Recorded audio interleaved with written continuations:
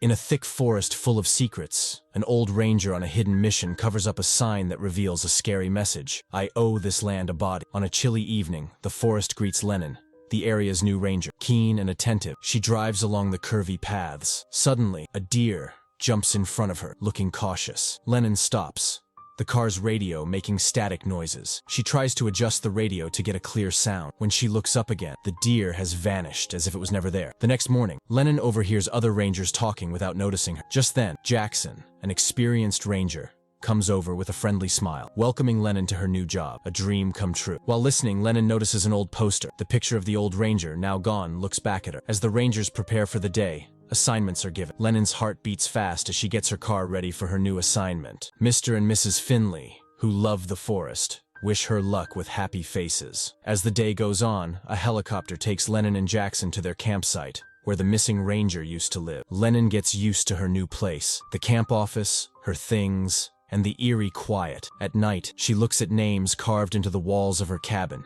curious about their stories. Lying in bed, she looks at an old photo of her parents, feeling comforted in the quiet night. Morning comes, and the dispatcher's voice comes through the radio for a roll call. Lennon responds, marking her presence. Before starting a 3-day hike, she leaves a note on her door. Please do not disturb. With her backpack ready, she steps into the wild, listening to podcasts and news about mysterious vanishings that feel very real. Her journey is cut short by static on her walkie-talkie. The dispatcher's orders are hard to hear, lost in the noise. Lennon checks her battery, finds no extra but keeps going, eager to find out the forest's secrets. As night falls on the forest, Lennon only has her flashlight to guide. Suddenly, she hears static from her walkie-talkie and sees the deer she met before reappear. Checking her walkie-talkie, Lennon is upset to find the batteries dead. Then, Jackson walks up and offers her new batteries and suggests they camp together. They have dinner under the stars and share stories. Jackson tells her he has been a ranger for 10 years. He asks if she's sleeping well, and she says she is. At dawn, Lennon wakes up first. She says goodbye to Jackson, who gives her the new batteries he promised. Back at camp,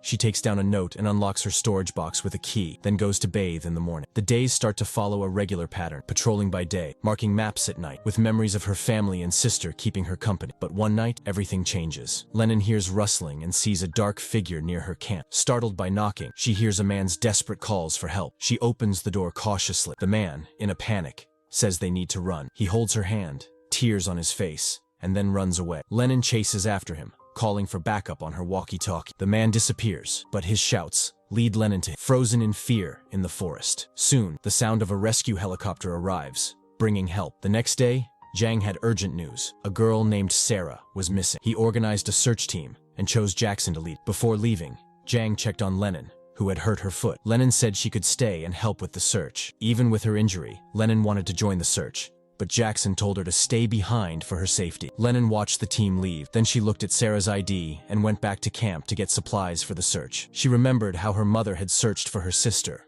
which made her more determined as she called out for Sarah. As it got dark, Lennon continued her search alone. She often saw a deer, the same one from before, but it would vanish whenever she looked away. While on patrol, Lennon saw a woman with blood on her facing away from her. Lennon approached carefully and introduced herself as a ranger. When she got closer, she realized it was Sarah, who seemed confused. Sarah spoke unclearly and, realizing Lennon was real, hugged her. Just then, Jang and other rangers arrived. Jang praised Lennon but also scolded her for not following Jackson's orders. Jackson tried to defend Lennon, but Jang said it was between him and Lennon. Jang wasn't happy, but recognized Lennon's good intentions. She told Lennon to stay in camp until the season ended. Back at camp, Jackson spoke to Lennon, upset about her not following orders. Lennon apologized, but Jackson walked away, frustrated. Alone, Lennon looked at the camp map, still determined. She ignored Jang's orders and kept patrolling. One night, in her tent, Lennon's walkie-talkie made static noises just as she stepped outside to think. Here, Lennon saw something moving quickly through the grass. It was fast like an animal. She tried to follow it but couldn't catch up, feeling it was still close. Nervously, she went into her tent and took her gun. From inside, she noticed a shadow outside.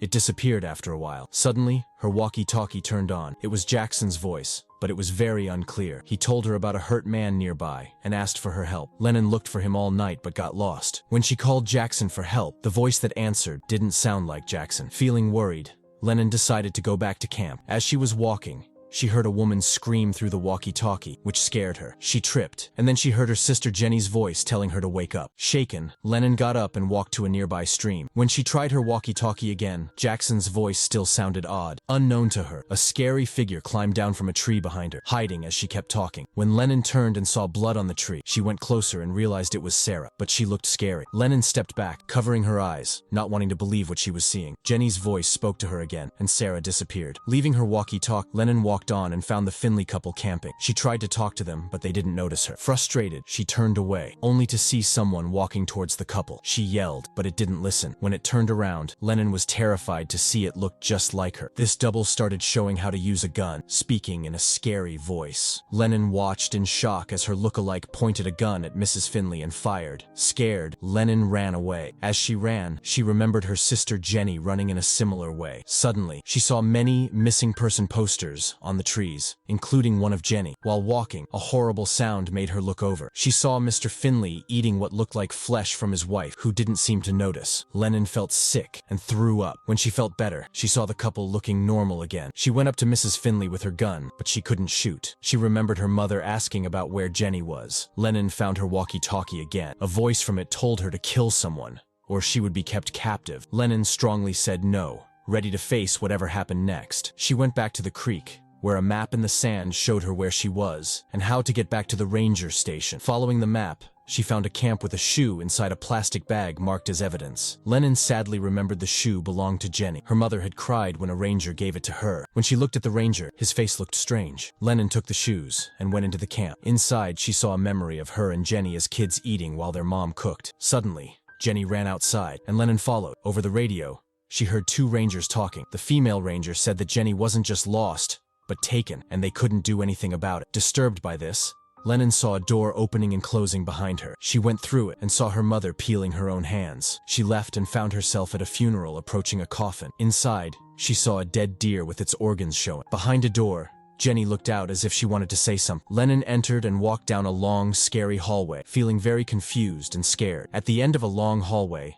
Lennon found a door. As she got closer, lights inside started to flicker on. When she tried to go back, the hallway was gone, replaced by a solid wall. She stepped inside and saw her dad shaving, a normal scene until he said it was all just a nightmare and went back to his bedroom. But soon after, he pulled out a sharp knife in the bathroom and hurt himself. Shocked, Lennon ran out of the room. She entered another room where the lamps were flickering scarily. A figure appeared, and when the lights went out, she turned on her flashlight. The figure was still there. Scared, she ran and saw Jenny going into another room. She followed Jenny into a room that was strangely full of water, with Jenny standing in the middle. Lennon asked Jenny for forgiveness, but Jenny told her it wasn't her fault and said, "They keep us here." Before Lennon could ask more about who they were, Jenny disappeared like a ghost. Leaving the room, Lennon met the old ranger. He screamed, and everything went dark. A distant light appeared, and Lennon covered her eyes. Suddenly, Jang was there, holding her hand. Lennon asked if this was real, and Jang said yes. Lennon, confused, said she had hit her head and couldn't understand what was happening. Jang explained that it wasn't because of her injury, but because of creatures that mixed up hallucinations and reality. Even though Lennon was confused, Jang told her these creatures take, and sometimes as rangers, they had to give in. When Lennon asked about they, Jang admitted she didn't know much, only that these beings lived there and targeted those who were lost. Jang shared a scary secret. They sometimes let people go, hoping they would tell others about their experiences and keep the mysterious creatures' territory safe. She admitted she had given many people to these creatures, including Jenny, Lennon's sister, and felt very sorry. Wanting to protect Lennon, Jang promised not to let the creatures take her, but Lennon felt it was too late for her and was ready to give up. In a brave move, Jang decided to give herself up to save Lennon. As they said goodbye, unseen hands pulled Lennon into the lake below. She fought to breathe, swam hard, and finally came up for air. She saw someone she thought was Jenny and swam towards them, but it was Jackson, who helped her and called the dispatcher. While recovering, Lennon asked Jackson why they hadn't told her the truth early. Jackson found it hard to answer and just called the dispatcher. After that tough day, Lennon kept working as a ranger, now knowing the strange truth behind the missing posters. Jackson got a promotion